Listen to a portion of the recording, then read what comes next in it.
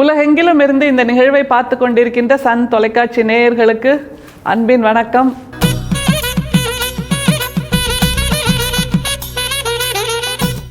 தமிழ் சித்தர் பாடல்கள் வரிசையில் வள்ளல் பெருமானோடு பயணித்து கொண்டிருக்கிறோம். பொதுவாக வள்ளல் பெருமானை நம்ம எதுக்கு வள்ளலார்னு சொல்கிறோம், எதுக்கு வள்ளல் பெருமான்னு சொல்கிறோம்? வடலூரில் நமக்கான முக்தியை கொடுத்த நம்முடைய சிதம்பரம் ராமலிங்கம் அல்லது சி ராமலிங்கம் என்பவரை எல்லாருமே அன்பா வள்ளலார் அப்படிங்கிறோம், வள்ளல் பெருமான் அப்படிங்கிறோம். அப்படி வள்ளல்களாக நமக்கு தெரிஞ்சவங்கெல்லாம் யாருன்னு கொஞ்சம் யோசிச்சு பாருங்க. கடையேழு வள்ளல்கள் இருக்கிறாங்க. அப்புறம் நம்முடைய சடையப்ப வள்ளல் அப்படிங்கிற வள்ளலை கம்பன் மிக பெருமையாக பேசிக்கிட்டே இருப்பார் கம்பராமாயணத்தில். அதே மாதிரி மணிமேகலை கையில் அமுத சுரபியை வைத்துக்கொண்டு மக்களின் பசிப்பினியை தீர்த்த வள்ளலாக இருந்தாள் அப்படிங்கிறதும் நமக்கு நல்லா தெரியும். அப்படின்னா வள்ளலார் என்று நம்ம கொண்டாடுற வள்ளல் பெருமான் அப்படி என்ன கொடுத்தார் மக்களுக்கு? அவர் பொருள் அள்ளி கொடுத்த வள்ளலா அப்படின்னு கேட்டால் நிச்சயமாக இல்லை. அவர் பொருள் அள்ளி கொடுத்த வள்ளல் இல்லை, ஆனால் அருள் அள்ளி கொடுத்த வள்ளல் அப்படிங்கிறத நம்ம மனசில் வச்சுக்கணும். அவர் திரும்ப நம்ம எல்லாரும் கேட்கலாம், அவரை வள்ளல்னு சொல்கிறோமே, அவர் என்ன நிலம் கொடுத்தாரா, அவர் நீச்சு கொடுத்தாரா, அவர் வயல் கொடுத்தாரா, அவர் வளம் கொடுத்தாரா, அவர் பொன் கொடுத்தாரா, அவர் பொருள் கொடுத்தாரா, இப்படின்னு அடுக்கிக்கிட்டே போகலாம். ஏன்னா நம்முடைய புரிதல் அவ்வளோதான். வள்ளல் அப்படின்னா பொருளை கொடுப்பவர்கள், பொன்னை கொடுப்பவர்கள், நிலத்தை கொடுப்பவர்கள் அப்படின்னு. ஆனால் நம்முடைய நிலப்பரப்பில், நம்முடைய தமிழ் பரப்பில் அருளை அள்ளி கொடுத்த ஒருவருக்கு வள்ளலார் என்று பெயர் கொடுத்திருப்பது தான் நம்முடைய தமிழ் மண்ணின் சிறப்பு, நம்முடைய தமிழ் நிலத்தின் சிறப்பு அப்படின்னு நிச்சயமாக சொல்லலாம். அதை தவிர கடவுள், இறை அப்படின்னு எல்லாரும் கொண்டாடிட்டு இருந்த அந்த தத்துவத்தை, அந்த சிந்தனையை, அந்த எண்ணத்தை கடலுருவோ கனக உருவோ காற்றுருவோ என்று கேள்வி கேட்டு ஒரு பெரிய அதிர்வலையை உண்டாக்கினார் வள்ளலார் அப்படிங்கிறது மிக முக்கியமான ஒரு மாறுதல். ஏன்னா ஆன்மீகம்னா ஒரு வகையான வழிபாடு, ஒரு வகையான புனஸ்காரம், ஒரு வகையான பூஜை, ஒரு வகையான யாகம் என்றிருந்த அந்த காலத்தில் நீங்கள் சொல்கின்ற அந்த இறை என்பது, நீங்கள் சொல்கின்ற அந்த கடவுள் என்பது கடல் உருவா, காற்று உருவா, ககன உருவா என்றெல்லாம் கேள்வி கேட்டு ஆன்மீகத்தில் அதிர்வலைகளை உண்டாக்கினார். அவர் சாதியை மறுத்தார் அப்படிங்கிறது நம்ம எல்லாருக்குமே தெரியும். அதனால்தான் அவர் சோதியை கண்டார். அவர் சமயத்தை மறுத்தார் அப்படிங்கிறது நம்ம எல்லாருக்குமே தெரியும். அதனால தான் அவர் அன்பு என்கின்ற சமயத்தை கண்டடைந்தார். அவர் மனித உருவில் தோன்றின ஞானி அப்படின்னு சொல்லலாம். ஞானியாக வந்து நமக்கான வாழ்க்கை பாதையை கடக்க உதவிய தோணி அப்படின்னு சொல்லலாம். அப்படி தோணியாக இருந்தவர் தன்னுடைய துடுப்பாக எதை வைத்திருந்தார்? அது ரொம்ப பெரிய கேள்வி இல்லை. அவர் துடுப்பாக வைத்திருந்த ரெண்டு விஷயங்கள், ஒரு துடுப்பு பகுத்தறிவு, இன்னொரு துடுப்பு அன்பு என்பதை நாம் மறந்துவிடவே கூடாது. அன்புங்கிறது ஜீவகாருண்யம். நம்முடைய வள்ளலாரின் மொழியில் சொல்ல வேண்டும் என்றால் உயிர் இரக்கம் ஜீவகாருண்யம். அந்த உயிர் இரக்கம் ஜீவகாருண்யம் என்கின்ற அந்த படிம நிலைக்கு வந்து சேர்ந்த பின்பு வள்ளலாருக்குள் என்னென்ன மாற்றங்கள் ஏற்பட்டது அது நமக்கு தெரியணும்ல. அதற்கு முன்னால் அவர் எப்படி இருந்தார்? அதாவது உலகம் காட்டிய, நம்முடைய சமூகம் காட்டிய அந்த ஆன்மீக வழியில் போன போது அவர் எப்படி இருந்தார்? அதிலிருந்து மாறுபட்டு தனக்கான வழியை தேடிய போது அவர் எப்படி மாறினார் அப்படிங்கிறதுக்கான ரெண்டு பாடல்கள் இன்னைக்கு ரொம்ப சுவாரஸ்யமாக இருக்குது. இந்த பாடல்கள் அவருடைய டிரான்ஸ்ஃபர்மேஷன், அவருக்குள் நிகழ்ந்த அந்த மாறுதல்களை, அந்த மாற்றங்களை, அவர் கண்டடைந்த வெளிச்சத்தை காட்டுவதாக இருக்கிறது அப்படிங்கிறது தான் இதோட சுவாரஸ்யம். பாட்டை பார்க்கலாமா? முதல்ல சாதி குலம் என்றும் சமய மதம் என்றும் நீதி இயல் ஆச்சிரம நீட்டென்றும் ஓதுகின்ற பேயாட்டம் எல்லாம் பிதிர்தொழிந்த வாயாட்டம் தீர்ந்தனவே மற்று இன்பத்திறன் என்கின்ற அந்த பகுதியில் 5308வது பாடலாக நம்முடைய வள்ளல் பெருமான் நமக்கு அருளுகிறார். அதற்கு முன்னாடி சிதம்பரம் ராமலிங்கமாக அல்லது சி ராமலிங்கமாக, வடலூர் ராமலிங்கமாக இருந்தபோது அவர் எதையெல்லாம் பின்பற்றினார், எந்த மாதிரியான சிந்தனைகளில் இருந்தாருங்கிறத இந்த பாடல் சொல்லுது. பாடலை திரும்ப பாருங்க. சாதி குலம் என்றும் சமய மதம் என்றும் இதை தானே நம்ம திரும்ப திரும்ப சொல்கிறோம். ஆன்மீகம்னு சொல்லிட்டா உடனே நமக்கு என்ன தோணுது? சாதி, குலம், சமயம், மதம், இவ்வளோதான் நமக்கு தெரிந்த ஆன்மீகம். இந்த ஒரு செக்குமாட்டு சிந்தனையிலேயே நம்ம சுற்றிட்டு இருக்கோம்ல. இப்படியெல்லாம் நானும் இருந்தேன் அப்படின்னு நம்முடைய வள்ளல் பெருமான் வாக்குமூலம் கொடுக்கிறார்.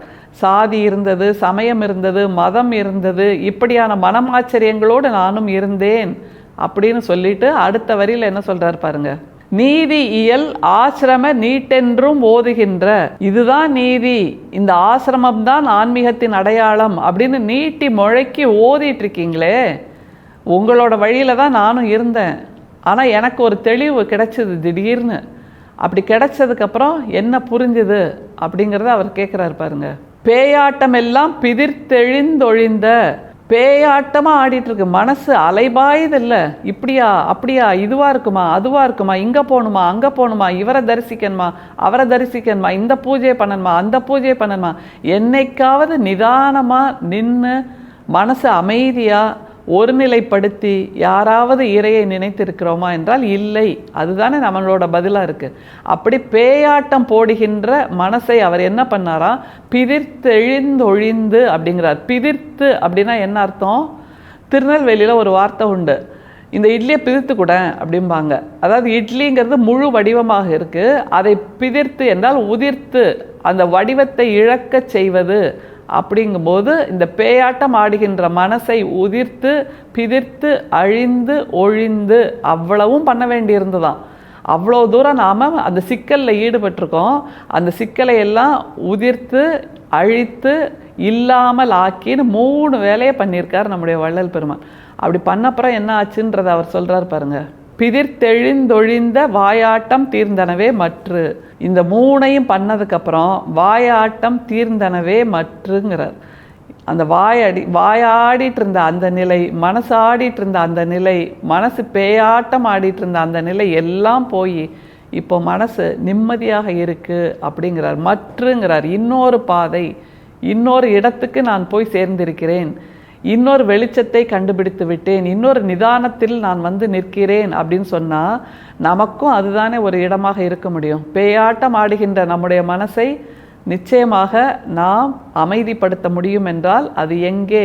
நம்முடைய வள்ளல் பெருமான் நமக்கு கொடுத்திருக்கின்ற அந்த அருளை கைப்பற்றி கொண்டால், சிக்கனை பிடித்து கொண்டால் நிச்சயமாக பேயாட்டம் ஆடுகின்ற அந்த மனசு நிலைக்கு வந்து சேரும். தேர் நிலைக்கு வர்றது ரொம்ப முக்கியம் இல்லை? தேர் ஊர்வலம் போகலாம், ஊர் முழுக்க, நகரத்தில் இருக்கின்ற தெருக்கள் முழுக்க தேர் போயிட்டே இருக்கும். ஆனால் தேர் நிலைக்கு வந்தாக வேண்டும். எல்லா நேரமும் தேர் உருண்டுகிட்டே இருந்துட முடியாது. அப்படி நம்முடைய மனசு என்கின்ற தேரை நிலைநிறுத்துகின்ற ஒரு பாடலாக வள்ளல் பெருமானோட இந்த பாடல் இருக்குது. அடுத்த ஒரு பாடல் வருது பாருங்களேன். அதில் 8:8 அப்படிங்கிறார். அதாவது அவருக்குள் இருந்த 8 இழிநிலை அல்லது 8 தேவையற்ற விஷயங்கள் அல்லது 8 புல்லுருவிகள், இதையெல்லாம் எடுத்து போட்டுட்டு இந்த வெளிச்சம் அவருக்கு எதை கொடுத்தது அப்படின்னு சொல்கிறார். ரொம்ப ஆச்சரியமாக இருக்குது. இந்த 8 எல்லாமே நம்மகிட்டையும் இருக்குது. அதுதான் அதில் அந்த பட்டியலில் உள்ள சுவாரஸ்யம். அவர் ஒவ்வொன்றா சொல்லும்போது அட இது எனக்கும் இருக்கே, நானும் இப்படித்தானே இருக்கேன், நானும் இப்படித்தானே இருக்கேன் அப்படிங்கிற ஒரு சிந்தனை நமக்குள்ளே வருது. அந்த பாடலை பாருங்கள்.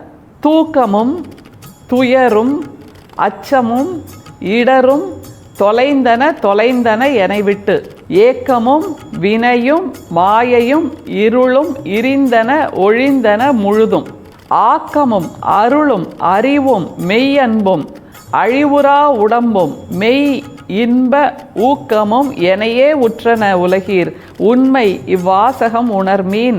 இந்த பாடல் எவ்வளோ சுவாரஸ்யமாக இருக்குது பாருங்கள். 8 விஷயங்கள் அவர்கிட்டேருந்து விலகி போயாச்சு. அவர் சிந்தனையிலிருந்து, சொல்லிலிருந்து, செயலிலிருந்து, அவர் உடம்பிலிருந்து, அவருடைய உயிரிலிருந்து இந்த 8 விஷயங்கள், தேவையில்லாத அந்த 8 விஷயங்கள் வெளியில் எடுத்து போட்டாச்சு ஒரு வாசகத்தால் அப்படிங்கிறார். அது என்ன வாசகம்? சத்திய சன்மார்க்கம், சுத்த சன்மார்க்கம் அப்படிங்கிற ஒரு வாசகத்தை கண்டடைந்த பின்னால் அவருக்குள் இந்த 8 இழிநிலைகள் இல்லாமல் போயிடுச்சு. அதுக்கு பதிலாக புதுசாக 8 புதிய வெளிச்சங்கள் உள்ளே வந்து சேர்ந்துடுச்சுன்னு தெளிவாக சொல்கிறார். அவர்கிட்டேருந்து காணாமல் போன அந்த 8 என்னங்கிறத பாருங்கள். தூக்கமும் துயரும் அச்சமும் இடரும் தொலைந்தன தொலைந்தன என்னை விட்டு. 2 தடவை சொல்கிறார் தொலைந்தனங்கிறத. ஏன்னா நிச்சயமாக அது அங்கங்கே எங்கேயாவது கொஞ்சமாவது ஒட்டிகிட்டு இருந்தால் கூட இல்லாமல் போயிடணும். அந்த அளவுக்கு அவர் மனதில் உறுதியோடு இது எல்லாம் என்னிடமிருந்து போக வேண்டும் என்கின்ற உறுதிப்பாட்டோடு இருக்கிறார். தூக்கம் போயிடுச்சு, துயர் போயிடுச்சு, அச்சம் போயிடுச்சு, இப்படியாக அவரிடமிருந்து விலகிவிட்டன இது எல்லாம். அப்படின்னா அடுத்தது என்ன போயிருச்சுன்னு சொல்கிறாரு பாருங்க. ஏக்கமும் வினையும் மாயையும் இருளும் இரிந்தன ஒழிந்தன முழுதும். ஏக்கம், மாயை, இருள் எல்லாமே போயாச்சு. அப்போ அவர் புதிதாக இன்று புதிதாய் பிறக்க வேண்டும் என்று பாரதியார் சொல்வார் இல்லையா, அப்படி புதுசாக பிறந்திருக்கார். இந்த 8ம் அவர்கிட்டேருந்து இல்லாமல் போயிடுச்சுன்னா அந்த இடத்துல, அந்த இல்லாமல் போன அந்த இடத்துல புதுசாக என்னது 8 போயிருக்கு, அந்த பட்டியலையும் சொல்கிறார் பாருங்க.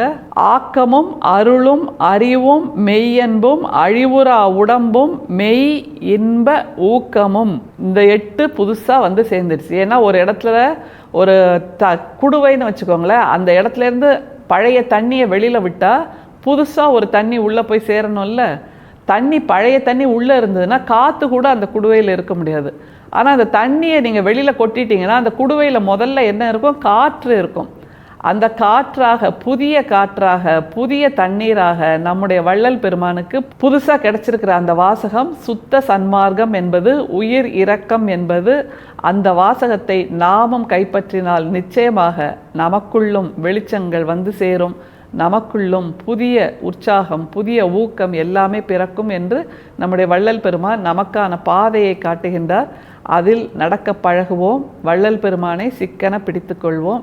அருட்பெரும் ஜோதி, அருட்பெரும் ஜோதி, தனிப்பெரும் கருணை, அருட்பெரும் ஜோதி. மீண்டும் சந்திப்போம். நன்றி, வணக்கம்.